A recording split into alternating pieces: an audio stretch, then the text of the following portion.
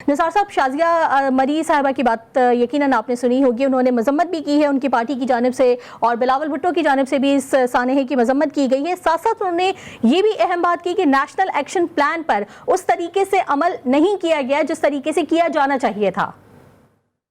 जी, मेरे ख्याल से काफी हद तक अमल दरामद किया गया था, लेकिन जब थोड़ा सा अमन आता है तो हमारे हुकूमत और जो इदारे हैं वो थोड़ा शायद सुकून का शिकार हो गए, जिसकी वजह से दहशतगर्दों को फिर एक दफा मौका मिला है कि वो पाकिस्तान के मुख्तलिफ इलाकों में, बिलखुसूस बलूचिस्तान और खैबर पख्तूनख्वा में दहशतगर्दी के वाकयात करें। और आपके सामने है कि गुज़िश्ता एक महीने के अंदर बलूचिस्तान और आज खैबर पख्तूनख्वा के अंदर ये बड़ा वाकया हुआ है जिसमें 30 के करीब अफराद शहीद हुए हैं। इसलिए नेशनल एक्शन प्लान हो, ऑपरेशन रद्दुल फिसाद हो, ऑपरेशन ज़रब अज़ब हो, जब तक ये आखिरी दहशतगर्द के खात्मे और दहशतगर्द को प्रोड्यूस करने वाली फैक्ट्री के खिलाफ नहीं किया जाएगा, या वो माइंडसेट बनाने वाले लोग जो पाकिस्तान के अंदर अदम इस्तेकाम चाहते हैं उनके खिलाफ नहीं किया जाएगा, तब तक शायद ये दोबारा कुछ अरसे बाद हमें इस तरह के वाकयात देखने को मिलेंगे। क्योंकि कानून नाफिज करने वाले इदारों ने जंग के दौरान अपनी शहादतें भी दी हैं, कुर्बानियां भी दी हैं, और इसके बाद पाकिस्तान के शहरियों ने भी 80 से 90 हजार पाकिस्तानी शहरी भी जांबाग और शहीद हुए इस वाक़ात और दहशतगर्दी के खिलाफ जंग के अंदर। लेकिन इसके मुकम्मल खात्मे तक पाकिस्तान के अंदर देरपा अमन, माशी तरक्की और सुकून मुयस्सर नहीं आ सकेगा। इसलिए हमें ये समझना चाहिए कि हमें दहशतगर्दी की अफरीद को जड़ से उखाड़ना होगा हर सूरत में। जी बिल्कुल, दहशतगर्दी को बिल्कुल जड़ से उखाड़ना होगा। शाजिया मरी साहिबा हमारे साथ मौजूद हैं। शाजिया, जैसे कि बहुत सारे हलकों की जानिब से एक बार फिर से ये बात कही जा रही है कि वो मदारिस जहां पर शिद्दत पसंदी की तरबियत दी जाती है उनके ऊपर पाबंदी लगनी चाहिए, क्या कहेंगे आप इस पे ऊपर?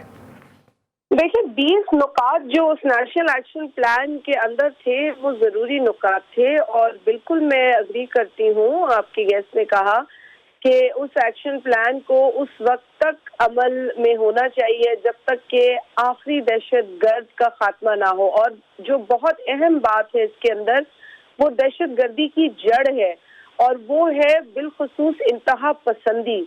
ये एक नैरेटिव है जो बनाया जाता है, बिल्ड किया जाता है, और इसी तरीके से दहशतगर्द तैयार होते हैं। हमें उस नैरेटिव का, उस माइंडसेट का खात्मा करना बहुत जरूरी है, जिसके लिए जरूरी तदाबीर, जरूरी एक्शंस उस नेशनल एक्शन प्लान के अंदर दर्ज थे। अफसोस के साथ कहना पड़ता है कि उसके ऊपर उस तरीके से अमल नहीं हुआ।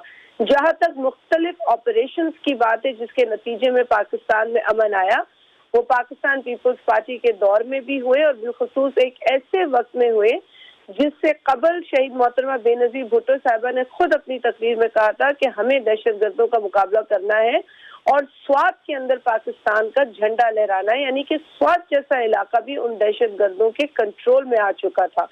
तो जो हमने गवाया और जो हमने पाया, हमने इसको प्रॉपर्ली असेस करने की जरूरत है। पाकिस्तान को एक बार फिर अमन का गहवारा बनाना है, और इसके लिए जितनी ज्यादा हम आवाम से कुर्बानियों की तवक्का रखते हैं, हम हुकूमत से भी संजीदगी की जो है वो डिमांड करते हैं। हम समझते हैं कि अगर इन्होंने बैठकर असेस नहीं किया कि इनकी क्या गलतियां हैं और कहाँ ये कोताहियां बरत रहे हैं, तो पाकिस्तान को एक बार फिर बहुत बड़ा खतरा लाहक होगा।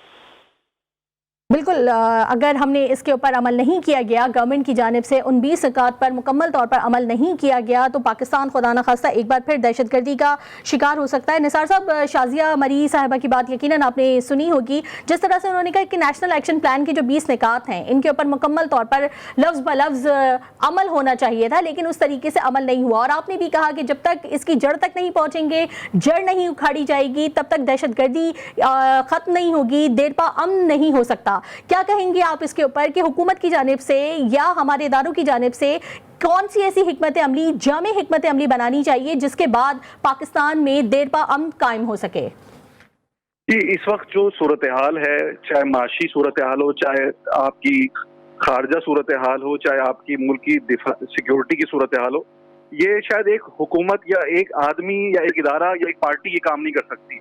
इस वक्त जो सूरत हाल है उसमें लगता यह है कि पाकिस्तान के तमाम स्टेक होल्डर, जो पॉलिटिशियंस हैं, जो रियासत के जो ताकतवर लोग हैं, इस्टेब्लिशमेंट है, उनको मिल बैठ के सर जोड़ना होगा और पाकिस्तान को इस मौजूदा क्राइसिस से निकालना होगा। दहशतगर्दी के वाकयात तो अभी कुछ अरसे से दोबारा सर उठा रहे हैं, लेकिन इससे बदतर सूरत हाल पाकिस्तान की माशी सूरत हाल है, पाकिस्तान की खारजा सूरत हाल बहुत ही कॉम्प्लिकेटेड है। इस वक्त जो है कंसेंसस डिसीजंस की जरूरत है, सर जोड़ के बैठने की जरूरत है